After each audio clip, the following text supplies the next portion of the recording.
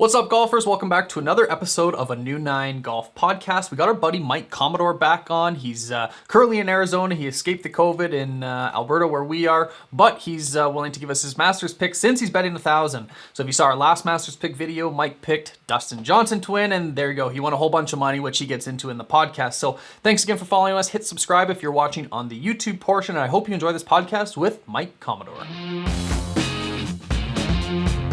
Hey, thanks for hopping on. It's we had you on last year, or I guess it was in November, to do the first Masters, the 2020 that got postponed, and we're happy to get you on again to give us your Masters picks for this week. So obviously we got a couple days to spare. It's only Tuesday. We'll release tomorrow, which is Wednesday, and then Thursday is the starting round, obviously. So I imagine the TV's on in the background. Have you been watching Masters coverage the last couple days here?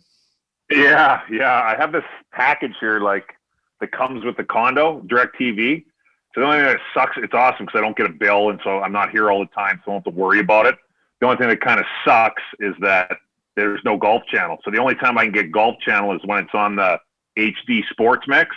But then for the big events like the Masters, the U.S. Open, like NCAA basketball and stuff like that, they do this. DirecTV has everything. It's got its own Masters channel.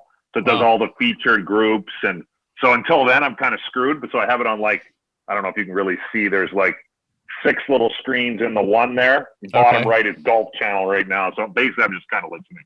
Oh, I got you. Fair enough. Yeah, I've been watching a lot. Yeah, trying to win some money. I pulled the trigger this year on getting the Golf TV. So I think it's $20 a month, and you get the pre TV coverage access. Oh, so you can watch. I've never heard of that. I'm going to write that down. Golf TV. Yeah. Just do it online or whatever. Yeah. It's there's an app on your phone. I think it's $20 a month, but for any golf tournament, because I love watching the pre-coverage stuff, because by the time you get to the cable stuff, it's showing 1 or 2 feature groups. You don't get to see a lot of guys in the mix, right? Yeah. And this shows you 6 or 7 different guys from the first tee, and then you get to hear the chatter in between the two of them. And it's, for golf nuts like you and I, it's worth the $20, I think. Perfect. Yeah, nice. Awesome. So you mentioned winning some money. Are you in a whole bunch of pools again, or do you got any straight up bets? What are you thinking to cash in here? Well, I'm going to do it. I cleaned up last year at Earl Grey. Okay. I cleaned up. So I'm doing, so at Earl Grey there, they did auctioned off teams. And so anyways, I bought 3, there's 12 teams. I don't know. Did I tell you about this? No. So there's 12 teams. Basically there was a dinner or whatever, socially distanced. And there's 5 guys on each team. So it's basically team 1. They basically kind of go off the odds and world ranking sort of. So the first guy in team 1 is DJ. Team 2, the first guy is DeChambeau. And then on down the list, 12 teams, then back the other way, kind of snaking it out. Yep. So it's your 3 best scores need to count. You have to have 3 guys make the cut. So last year I had DJ's group. I had a couple others too, but I had DJ's group. So I had DJ. But it was dicey because who was it? 2 of the guys were out. So my other 2 were Scheffler and Lowry, and they were kind of dicey. They ended up finishing well, but they weren't guaranteed to make the cut. So I easily could have had DJ and not qualify because they didn't have 3 golfers. So I'm doing that, and then I'm doing some pool out of Calgary, Black Wolf Golf or something. Okay, categories. Yeah. Yeah. I got some picks. I got some info from Joe. Oh, Joe's not there this year, but I was going to ask you. Yeah, Rickie missed out. Yeah, not good. Not good. What do you know? Hopefully he turns it around here. No kidding. He's changing his putter and stuff too. Are you getting any inside what's going on with him? Yeah. I don't know. I think he kind of got lost a little bit, and then I asked Joe. I don't press or anything like that, but I think it's just kind of. I think more than anything else, I don't think he's ever really Rickie Fowler, all those guys out there, but he's one of the, higher end guys as far as just straight up talent goes. And just from the outside looking in, if I had to guess, I would say that, he's never gone through anything like this before. I think golf's been pretty not easy, but you know what I mean? It just kind of, I'm really good at it and it just kind of happens. Right. And so I think he's kind of struggling with that a little bit. I think he'll be fine, but he's just got to get through it. Okay. Well, last year you picked DJ. You called this. You're batting 1,000. Looking at the ranks this year, are you predicting a repeat, or what are we thinking? Oh, man. So I called Joe. I'm like, Joe Scarborough, for everybody who doesn't know, Rickie's caddy. He says, throw the fall results out. It's a different course. Like, Colt Knost is working there for CBC or CBS. CBS, not CBC. CBS. Yeah. And so I asked him, I go, what's the main difference? He messaged me this morning. He goes, way faster and firmer greens. Said the greens are a little bit brown already. I'm sure that's a few blades of grass. It's not going to be green brown on TV. Course will be much more difficult. It's going to rain Saturday and Sunday, or it might. Possibility of showers, so that might help the scores a bit. So he thinks the winning score is going to be -12 to -14. I want to pick DJ again. I do. I think he can easily win, but I don't like doing the same thing 2 years in a row. And I don't know. I don't want to do this either, but I can't get off of it.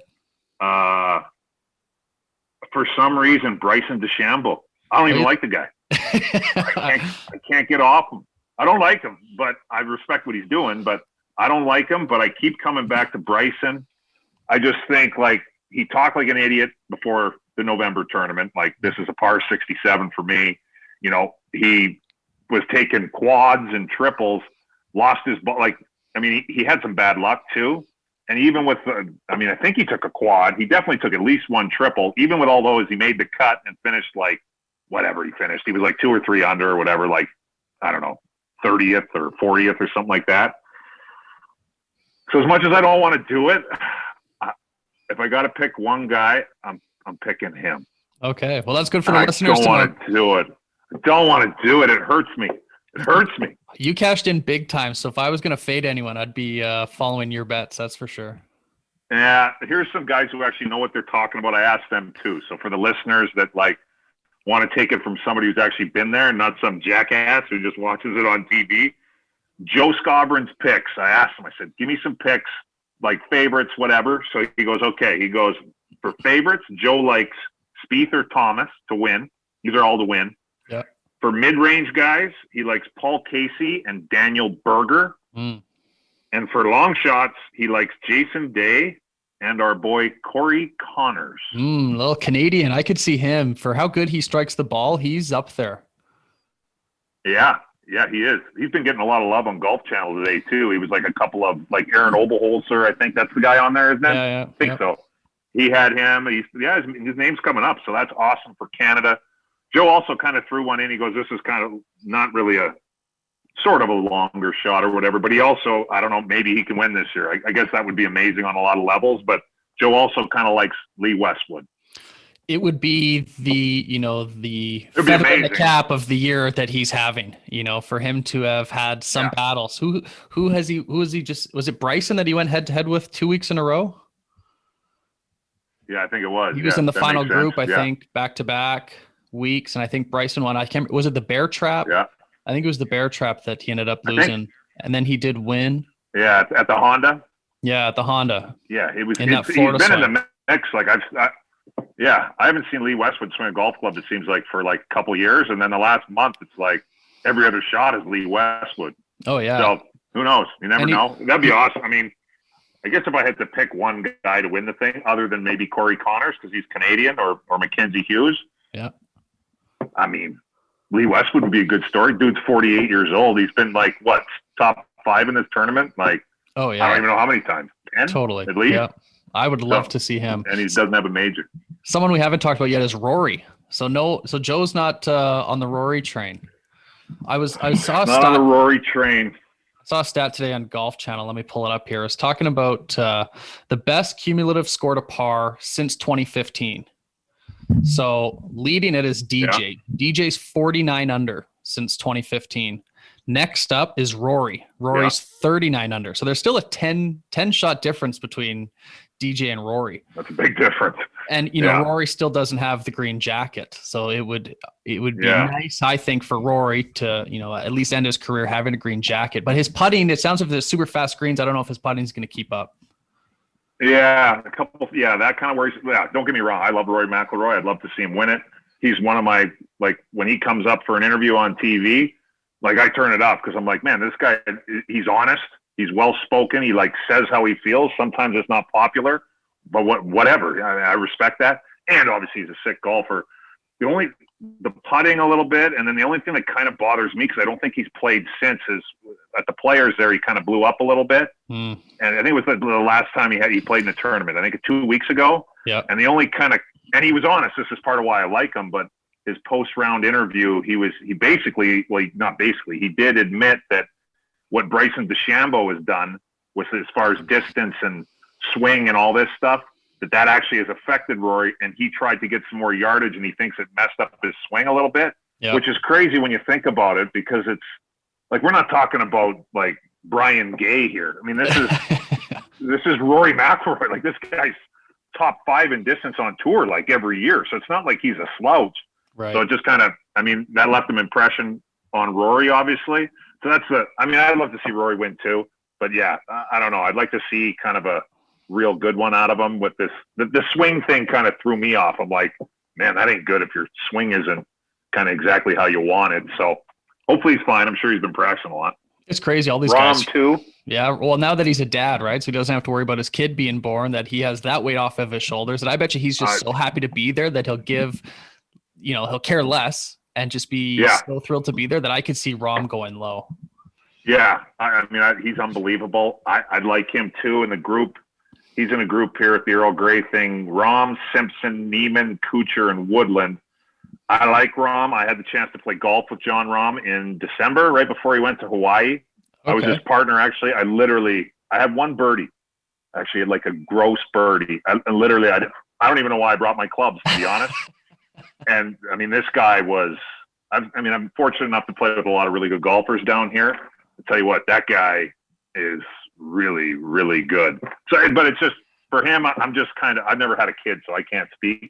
But I don't know. I'm assuming he's had a lot going on. I see your side of it, like he's just pumped to get out and let's go play and kind of, hey, I got a kid. This is just golf, and hopefully that's how it is. Yeah. But I could also see like he's showing up late. Like I think he gets in there tonight, so it's not going to be his regular routine. Who knows how much sleep he's had? If that even matters, maybe it doesn't. So I don't know. I'm going to go the other way for this one. But yeah, I mean, John Rahm could easily win the thing too. You know what? Rory said something hilarious. Rory said something so funny in his interview today. He was saying that when he had his first kid, I think Rory only has one child. I'm not sure. Rory says, I think so, yeah. He says, well, after I had my first kid, I shot a 64. So there's something for John Rahm to shoot for. That'd be a good start. Low-key humble brag. Yeah, sure. If Rahm could come out with a 62. Yeah. I'm interested, playing with Rahm, like what makes him being, one of the elite golfers in the world, what makes his game different than, say, like a +1 or 2 cap that you might play with at Earl Grey? Well, I think right off the hop, like with him, I mean, let's say like a really good golfer at Whisper Rock or whatever, +2, let's say. Yeah, the guy can hit it and everything like that. Don't get me wrong. Guy probably pounds it. I would say, well, the first difference between those two would be, I mean, John, your +1, +2 golfers lights out at Whisper Rock at his home course, but can he just fly across the country and do it in Florida in front of TV cameras? Probably not. But taking all like that, the mental, more professional thing out of it and just straight golf game, I mean, from what I saw from Rahm, I mean, he hammers it off the tee. He moves it both ways. He flights all of his shots. I'm like, I shut my mouth for the first little while. I was just happy to be there. And then after, a few holes, I'm like, man, I think this dude's flighting his woods. And I know those guys can do it, but it was like on command, turning it both ways. A couple shots that he missed, like, and a +1 and 2 will do this once in a while, but not like basically every time. Like he left himself, like I said, he was basically playing by himself against 3 guys because I was there, but not really. Wow. And, he left himself in a couple of tough spots, like to get up and down. And like a couple of them, I'm like, there's no way. Like, I know this guy's not, at the time, I think he was number 2 in the world. I'm like, I know this guy's unbelievable, but no way. And I mean, he just makes it look so easy. Putting's, I would say probably at the end of the day, if you had to pick one thing, I'd probably say putting. Wow. Chipping and putting. It would be the difference. In my opinion, from what I've seen playing with really good golfers and playing with guys like that, +1, +2, like, yes, they are good chippers and putters. Yes, compared to your average golfer, they're very, very good. But to get to that level, like, you got to be like unbelievable. Like wow. the ball is scaring the hole every time you roll it if it doesn't go in, and you're getting a lot of balls up and down. Was it a tournament that on you're the odd time you missed the green? Was it a tournament you were playing with him, or it was just like a fun round at Whisper Rock? Yeah, no, it was a fun round. It was there was 5 of us, so we wheeled. So we did 2-man best ball. They put the best golfer with the worst golfer in the group. So John was the best, I was the worst. So we were partners, and we wheeled. So we had matches, 2-man best ball matches going on against Colt Knost and Drew Stoltz, the subpar guys. Yeah. They were partners. Colt Knost and Johnny Manziel were partners, and then Drew and Johnny Manziel were partners. So we had matches against all 3. Wow. Was that a content piece? Johnny or was that Manziel's just pretty for good fun? too. Well, he's launching his own clothing and, brand. Is he? Yeah, it's Cactus Hack. So there's another guy out your way, DJ Lance. Do you know that name? Okay. So DJ Lance, he works for like golf.com, and he works with Miura, and so he's got a lot of affiliation with that group of companies. But he and Johnny Manziel kind of partnered up to start this Cactus Hack clothing brand. So maybe I'll see something down there in Phoenix. Anyway, yeah, we had DJ Lance on the podcast. He loves golf. Oh yeah, golf nut. Oh, cool. What do you think his handicap is? Yeah, he loves. You know what? Johnny's pretty good. I was playing terrible at the time. I mean, we all should have goals. So I know he has that quote of like, football's done and I want to be a PGA player by 40. Right. Hey, what the hell? You got 12 years. You want to try? Go ahead. I mean, I think that's almost impossible, but who am I to say? Maybe you can. But no, he's good. Like I'd say he's like probably a solid 1, 2, maybe. Wow. Like he's good. I could give him a good run for his money if I was playing well, which I haven't been. But no, he's good. I mean, he hits it, he bombs it. I mean, it's easy to see when I was playing with him. Like he's athletic. There's no doubt about that. And I mean, you just watch some of his highlight films in football, you can tell he's an athlete. Yeah. I was impressed. And you know what? On a total side note, when I played with him, I showed up. I'm like, oh boy. I'm like, because I only know Johnny Manziel from the stuff that I see in the news. That's it. I never met the guy before in my life. And so your preconceived notions, and I was like, oh boy, I'm like, what is going to be going on in this group? And he could not have been a better dude. He could not have been more polite.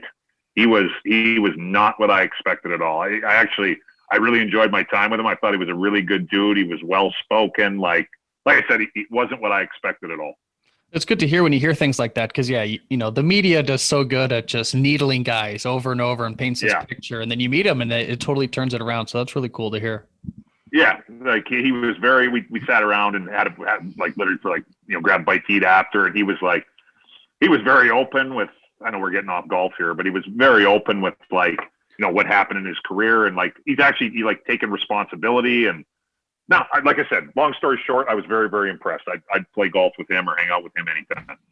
So you've been a member at Whisper Rock. I would love to just be a fly on the wall sometimes in the clubhouse or in the dining room. How did you get into Whisper Rock, and who are some guys that you usually play with?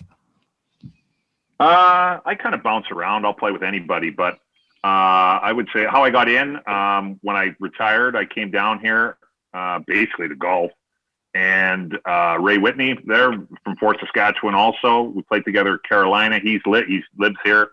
He was a member there. And so I went and played golf with Ray.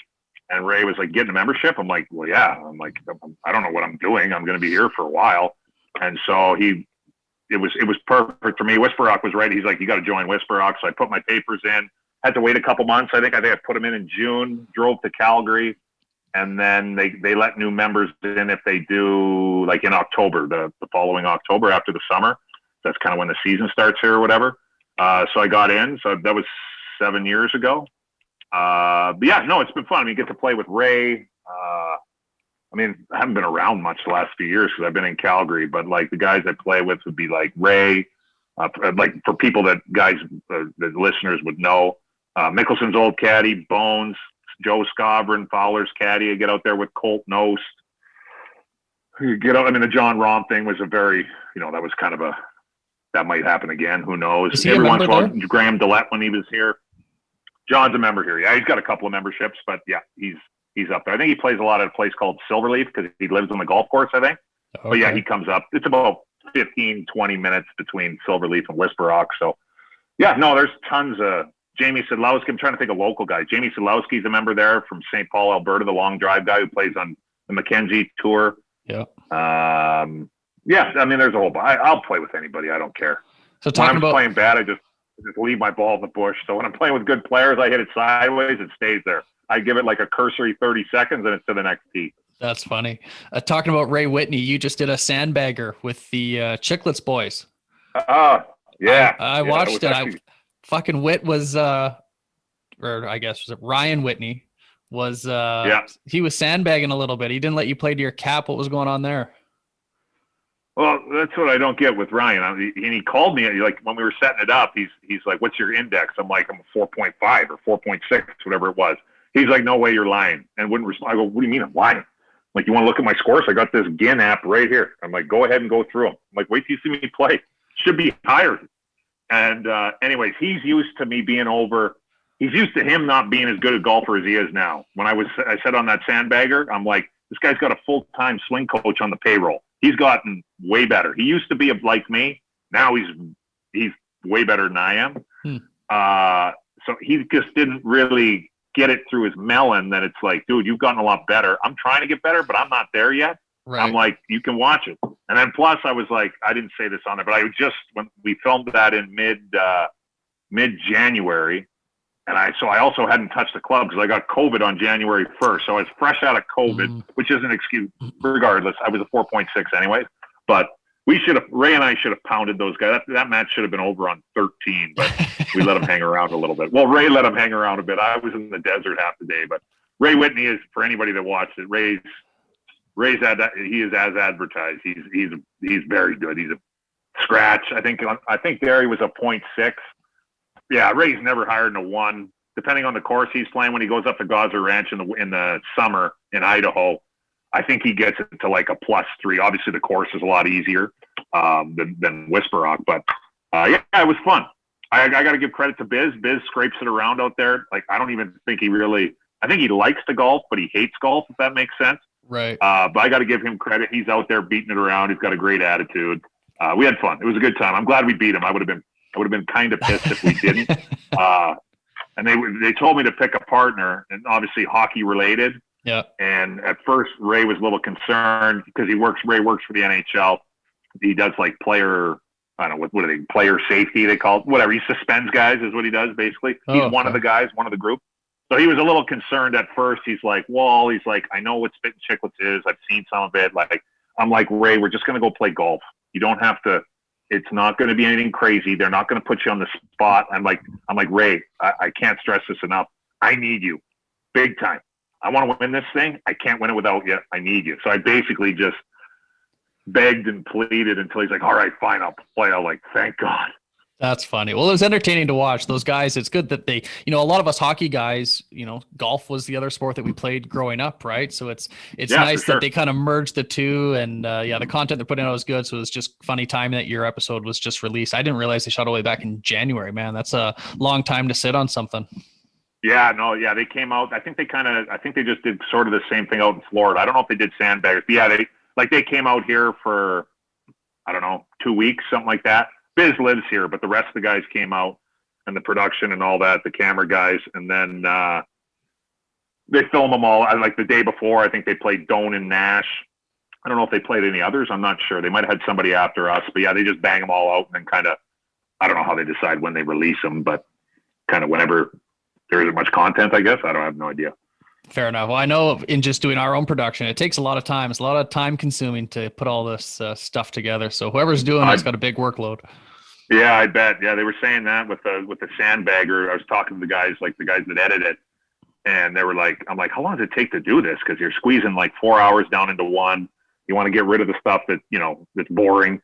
And they were like, yeah, it's a full day's work. Like if we're like going at it hard, I'm like, yeah, good for you. So good for them. I thought it turned out well. It was funny. They got the drone going. They've gotten a lot better with like the drone stuff and the music. And yeah, I thought it was funny. I watched, I laughed. Something I saw on your Instagram was a whole bunch of Fireball. You're pumping Fireball, which might be one of the best birdie juices out there. What's the affiliation with those guys? That's a good question, actually. I don't know. I was talking to they emailed me in December wanting to do, because Fireball is out of Louisiana. I might screw this up a little bit, but Fireball is definitely coming out of Louisiana. But I think it's made with Canadian whiskey or something like that. It has a Canadian tie, and Fireball, they were saying, is huge in Canada. But they don't really have like a presence, or they were looking to do something with like kind of a Canadian touch to it. So I don't know. They came up with me. I don't know if that was the best choice. I did a couple little things. To be honest, I don't know if I'm still doing it or not. Oh, okay. I don't know. But basically, yeah, we just had some fun with it. A guy from Calgary, he was in Alabama, came out, filmed. We just kind of, so I don't know if it's still going on. I don't actually haven't got paid. I didn't even have a contract or anything. So I'm not sure what's going on for now. It's just a couple of Instagram videos. Well, shit, hopefully they pay you. Fireball tastes a lot better. I got to say, yeah, hopefully if I do anything more, they better. I got to say, I enjoy Fireball more in Canada than I do in Arizona. If that makes sense. It gets a little I like warm. it personally more when, like taking a shot of Fireball when it's 95 degrees Fahrenheit outside. And it ain't really my cup of tea. When it's a little bit cooler, I like that more. 60s, 70s, whatever, something like that. Like nice Canadian golf weather when it's not real hot. Yeah. It was. Yeah, it's a little tough to stomach when you're sitting out in the desert. I'll tell you. For me, anyways. No thanks. It is good stuff. So what we'll do, we'll wrap it up pretty quick cooler. here. We're going to just recap our Masters pick. So you are 100% going with Bryson. Yeah. I don't want to. I can't get away from him, though. Yeah. I want to get away from him. I'll go 100% with Bryson. Yeah, that's my final pick. If I have to pick one, put me down for Bryson. I also would really like to see my boy Justin Thomas win, too. But as far as picks go, give me that dork Bryson. Okay. Yeah. You got the You dork. better hit it straight. You shit on him in November, so he owes you one. I did. He better be pounding that driver over the corners and hitting fairways, or at least keeping him between the tree lines. I'm going to put my final money on someone who might be the hottest golfer in the world right now in Jordan Spieth. Coming off the win, I think the return of Spieth is back. He's arguably one of the best putters in the PGA, one of the best putters maybe of all time. I think for someone putting on fast greens and like what Joe is saying and Colt's saying that these greens are faster than they've seen them, I'm thinking that Spieth might get another green jacket here. Yeah, I tell you what, as far as the odds go with the little Earl Grey thing, I don't have the Vegas stuff up, but he's headlining Team 3. So according to the odds / what's going on, Team 3 means he's right behind DJ and Bryson as far as odds go. Yeah, I got the Vegas odds up. I like Jordan Spieth. Yeah, Vegas odds are third, fourth? Yeah, he's fourth. So it goes DJ, Bryson, JT, Spieth, Rahm. Yeah. And then so Rory. pretty much the same thing. What do you think of this one has Koepka? Yeah, that was my last question. Yeah, but no, before we get out of here, I want to hear what your thoughts on Koepka. That he had knee surgery, now he's back. So I just heard him talking right before I came on here. They were interviewing him or whatever. I'm surprised he's playing. I can't say I was like paying. I like Brooks Koepka. I like watching him play. I think he's awesome. But I can't say I know exactly what's going on with his knee. All I know is he had some procedure done. I heard him say that he can't, something in his kneecap, and he can't really bend over. But then I heard his swing coach told the guy that Brooks is striping it, but he can't really bend over. So I don't know if he can't. I don't know if somebody's be picking the ball over out of the hole for him. I guess he'll just kind of one-leg it with one straight leg. But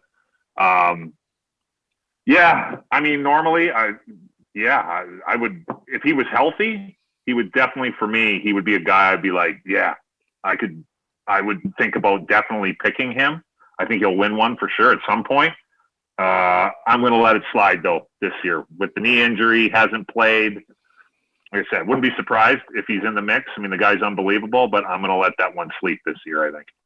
Fair enough. Well, Mike, I really appreciate you hopping on with us to do this for the second time now. You were batting 1,000, so I might have to put put my weekend allowance on. I should have retired. Bryson's going to let me down. I'll be batting 500. Bryson's going to open up with like a quad, and I'm going to be in trouble. Well, if he wins, you're coming back on next year. Sounds good. I'll come on anyways. Okay, guys, that wraps up another Masters podcast. You got our picks there, so if you're looking to bet some money, I would follow Commie. He likes Bryson, so take Bryson DeChambeau. And if you want to bet my picks, I don't win a ton of money golfing, so maybe don't. I picked Spieth, so maybe that's kind of a bad idea to pick Spieth, but hey, who knows? So I would bet with commies if I was a betting man, which I am, so I'm going to put some money on Bryson. Thanks so much for following us. I hope you guys enjoy the Masters. Hope you win a whole bunch of money, win all of your golf pools, and we'll check in with you next time.